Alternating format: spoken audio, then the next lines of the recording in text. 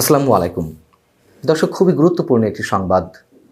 বাংলাদেশে মার্কিন রাষ্ট্রদূত নিয়োগের ক্ষেত্রে একেবারেই ব্যতিক্রমী একটি ঘটনা ঘটল, যার নাম ঘোষণা করা হয়েছিল ৮ মাস আগে।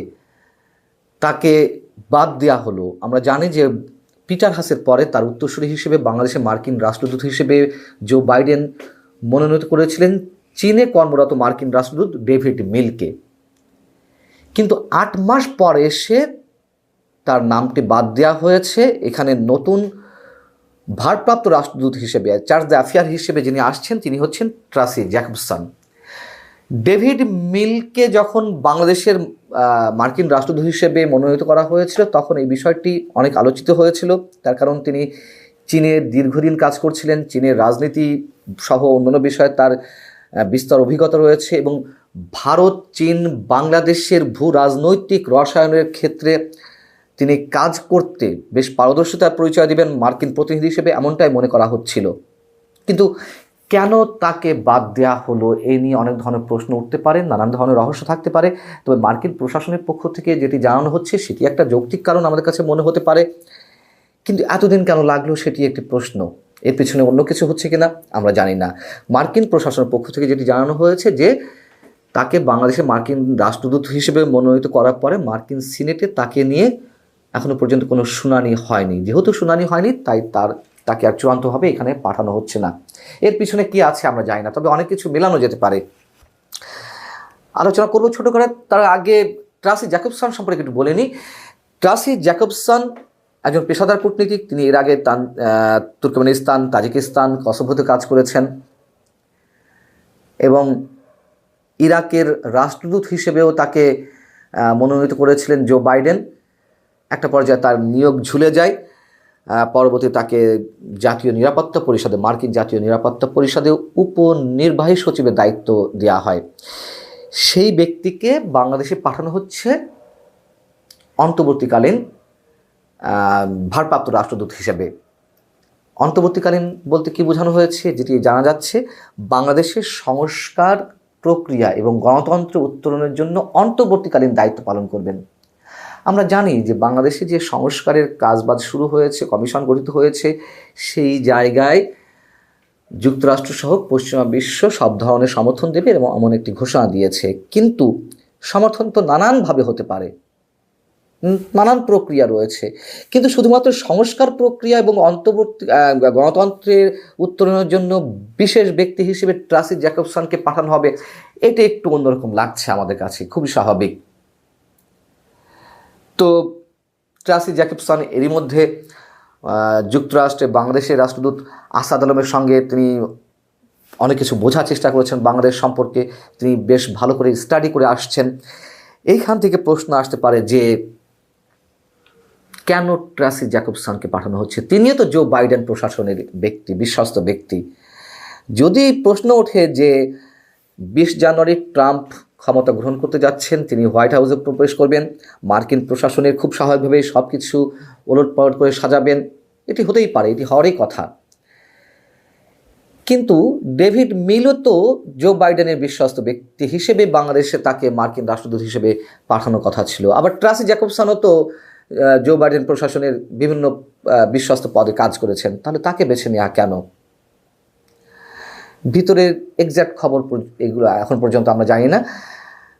তবে এটুকু বলা যেতে পারে, যেটি অনেকে বলেন যে ট্রাম্প ক্ষমতায় এলে তেমন কোনো কিছুই নীতিগত পরিবর্তন হবে না বাংলাদেশের ক্ষেত্রে।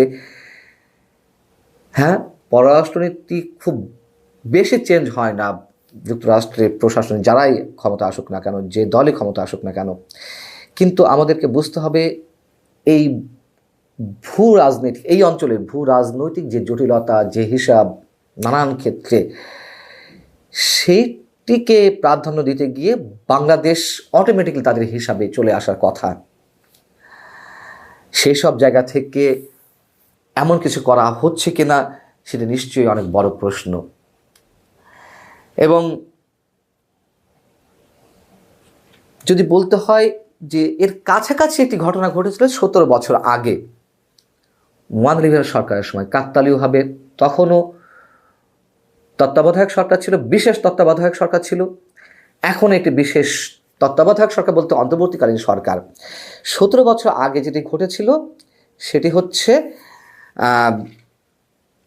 প্যাট্রিসিয়া বিউটিনিস, তিনি বাংলাদেশে রাষ্ট্রদূত হিসেবে কাজ করছিলেন, মার্কিন রাষ্ট্রদূত হিসেবে। তাকে হঠাৎ করে 14 মাসের মাথায় ইরাকের উপরাষ্ট্রদূত হিসেবে নিয়োগ দেওয়া হয়। তিনি তাড়াহুড়া করে চলে গেলেন। কে আসবেন, কাকে দেওয়া হবে নতুন রাষ্ট্রদূত, বুঝে ওঠা যাচ্ছিল না, বা নিশ্চয়ই হিসাব নিকাশের বিষয়।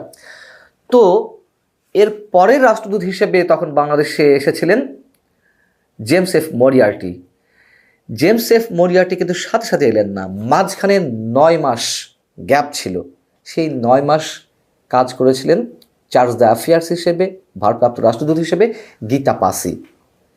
কিন্তু ওই সময় তো জেমস এফ মরিয়ার্টির নাম ঘোষণাও হয়নি যে তিনি 9 মাস পর এসে জয়েন করছেন, এমন কিছু না। অনেক হিসাব নিকাশ করে জেমস এফ মরিয়ার্টিকে পাঠানো হয়েছিল। ঠিক এবারে বিষয়টির সঙ্গে এই কারণেই তফাৎ যে ডেভিড মিলের নাম তো প্রায় 8-9 মাস আগে ঘোষণা করা ছিলই, জো বাইডেনের মনোনয়ন করা ছিলই, কিন্তু 9 মাস পরে এসে মার্কিন সিনেটে শুনানি হয়নি, নিশ্চয়ই হয়নি, কিন্তু আর কি কারণ থাকতে পারে? ভিতরে ভিতরে মার্কিন কূটনীতি যা চলছে, তারা যেভাবে চলে, নিশ্চয়ই এত সহজে ধরার বিষয় নয় আমাদের জন্য। এটা তো খুবই স্বাভাবিক। সেই জায়গা থেকে পিটার হাসের পরে ডেভিড মিলের যে আসার কথা ছিল, তার বিচক্ষণতা, তার অন্যান্য বিষয় দিয়ে এই বাংলাদেশে অন্য ধরনের কোনো কূটনৈতিক তৎপরতা তার থাকার কথা ছিল। কিন্তু এখন আবার নতুন যেই সংবাদ আমরা পেলাম, এটা একটু আনইউজুয়াল, একটু অস্বাভাবিক লাগছে। খুব স্বাভাবিক, মানে খুব স্বাভাবিকভাবে বলতে গেলে ট্রাম্প 20 তারিখে ক্ষমতা নিলে নিশ্চয়ই তার প্রতিক্রিয়া বাংলাদেশের ক্ষেত্রে অন্তত তখনই বোঝা যাবে না। তবে কাজ যে চলছে বিভিন্ন ক্ষেত্রে প্রশাসন ঢেলে সাজাতে, এবং এই অঞ্চলের ভারত উপমহাদেশ কেন্দ্রিক নানান জটিল হিসাবে জায়গা থেকে আমরা জানি যে গত কয়েকদিন আগে মার্কিন জাতীয় নিরাপত্তা উপদেষ্টা জ্যাক সুলিভান ভারত সফর করে গেছেন, সেখানেও নিশ্চয়ই বাংলাদেশ প্রসঙ্গে এসেছে, এটুকু আমরা নিশ্চিত। বাংলাদেশে কেন্দ্র করে এখন ভারত যুক্তরাষ্ট্রের সম্পর্কটি কোথায় দাঁড়ায় সেটি এখন দেখার বিষয়। আর চীন তো রয়েছে, তারা অনেকখানি নীরব রয়েছে। তবে যেটিই হোক, অনেক বেশি কিছু জটিল সামনে কিছু অপেক্ষা করছে। আল্লাহ হাফেজ, ভালো থাকুন সবাই।